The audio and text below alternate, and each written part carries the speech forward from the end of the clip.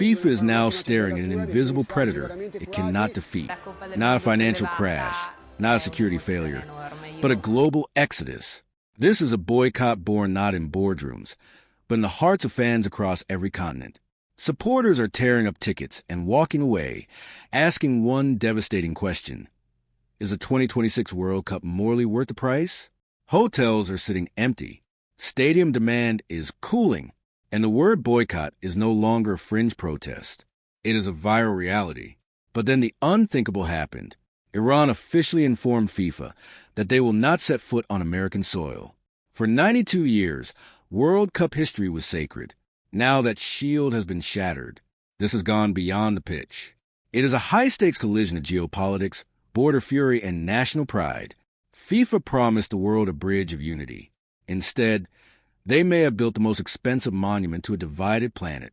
For years, FIFA sold the 2026 World Cup as a future of football. 48 teams, 3 host nations, the largest audience ever gathered for a sporting event. The United States stood for money, infrastructure, television power, and commercial dominance. On paper, it looked unstoppable. But what FIFA underestimated was how quickly politics could swallow the tournament itself. Because by 2026, the global political climate had already become deeply unstable. Immigration tensions, Middle East conflicts, border crackdowns, rising anti-American feeling in multiple regions. And then came the images that changed public perception forever. FIFA President Gianni Infantino appearing alongside Donald Trump again, and again during the build-up to the tournament. Then awarding Trump the first ever FIFA Peace Prize. For many football fans around the world, that moment became symbolic. Not because of football, but because it strengthened the growing belief that FIFA had become too closely tied to political power, especially political power that many supporters already deeply distrusted. And once fans start believing a sporting event represents political alignment instead of global unity, the emotional connection begins collapsing very quickly.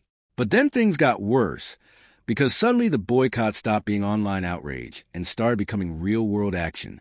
At first, FIFA dismissed the backlash as social media noise, angry hashtags, viral criticism, temporary outrage.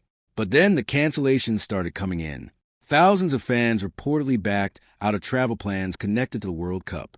And what terrified organizers was not where those cancellations came from. Germany, the Netherlands, Brazil, countries fully allowed to enter the United States. These were not fans blocked by visas. These were supporters making personal choices to stay away on their own. That difference matters enormously, because once a boycott becomes voluntary instead of forced, it becomes much harder to stop. Human rights groups began issuing travel concerns for certain American host regions. Stories about airport detentions, immigration checks, and security fears spread rapidly online. Fans shared screenshots of canceled flights. Others posted videos explaining why they no longer felt safe attending. And across football communities, one emotional shift became impossible to ignore. The World Cup no longer felt welcoming. It felt stressful, unpredictable, politicized. FIFA spent decades building the tournament into a celebration of global togetherness. But now the atmosphere around the event was being taken over by fear, anger, and distrust. And then came Iran. This is the moment the crisis became historically dangerous for FIFA, because no qualified nation has ever voluntarily boycotted a World Cup for political reasons in the history of the tournament. Not once. Countries have been banned before. Governments have protested before. But a qualified nation refusing to take part for political reasons would be unprecedented. And according to reports, Iran informed FIFA that it would not play group stage matches on American soil. Suddenly, FIFA faced a situation it literally has no rule book for, because the tournament was never built for this scenario. Iran's matches were scheduled inside the United States. Alternative venues were publicly discussed by politicians. But FIFA stayed largely silent, and the silence itself created panic. Because if one nation openly pushed back against the host country, what would stop others from increasing the pressure too? This is what terrified FIFA behind the scenes. Not necessarily a total collapse, but the normalization of boycott talk around the World Cup itself.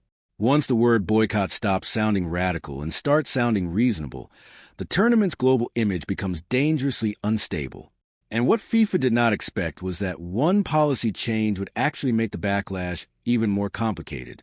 In May 2026, the United States reportedly eased part of its controversial visa bond requirements for World Cup visitors. On paper, this looked like a major win. Fans from multiple countries would no longer need to pay huge financial guarantees just to enter the country. FIFA quietly hoped the move would calm tensions, but the damage had already spread far beyond visas, because travel restrictions were only one piece of a much larger emotional problem. Fans were no longer simply worried about paperwork. They were worried about the environment itself. Airport searches, political hostility, immigration crackdowns, safety fears, and maybe most importantly, the growing feeling that football supporters were no longer truly welcome. Even among fans with fully legal access to the United States, hesitation kept growing. Because once fear becomes emotional instead of logistical, solving it becomes infinitely harder. FIFA could reduce visa barriers. It could lower prices. It could increase marketing. But it could not easily repair trust once supporters became emotionally disconnected from the tournament itself. The deeper problem for FIFA is no longer ticket sales. It is narrative control. Because the organization no longer controls what the 2026 World Cup means emotionally. FIFA wanted the tournament to symbolize football's global future. Instead, it is more and more becoming a symbol of political division. The headlines are no longer about tactics, rising stars, or football culture. They're about protests, immigration, geopolitical conflicts, and fear. Even former FIFA President Sepp Blatter publicly encouraged supporters to skip matches hosted in the United States. That is extraordinary. When a former leader of world football openly distances himself from part of the tournament, the institutional unity around the event starts breaking apart in public. And this is why FIFA's nightmare is not cancellation.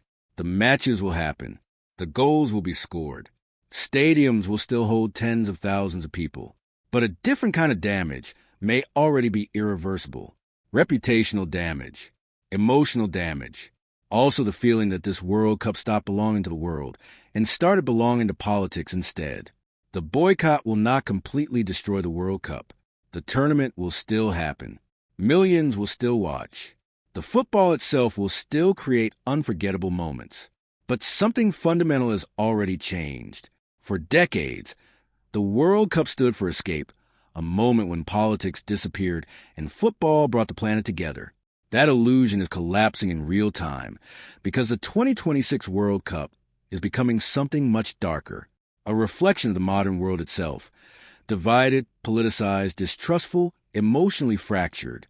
And years from now, people may remember this tournament less for football and more for the atmosphere around it. The empty seats, the cancellations, the protests, the fear, the political tension. FIFA's worst nightmare was never a canceled World Cup. It was a World Cup the world slowly stopped believing in emotionally. Because once you take the soul out of the game, all you have left is an expensive broadcast. The 2026 World Cup was promised as a bridge between nations, but it may end up becoming the wall that finally separates the sport from its people. Maybe the football will save it for 90 minutes, but the silence from the empty seats and the missing fans will echo much longer than any goal.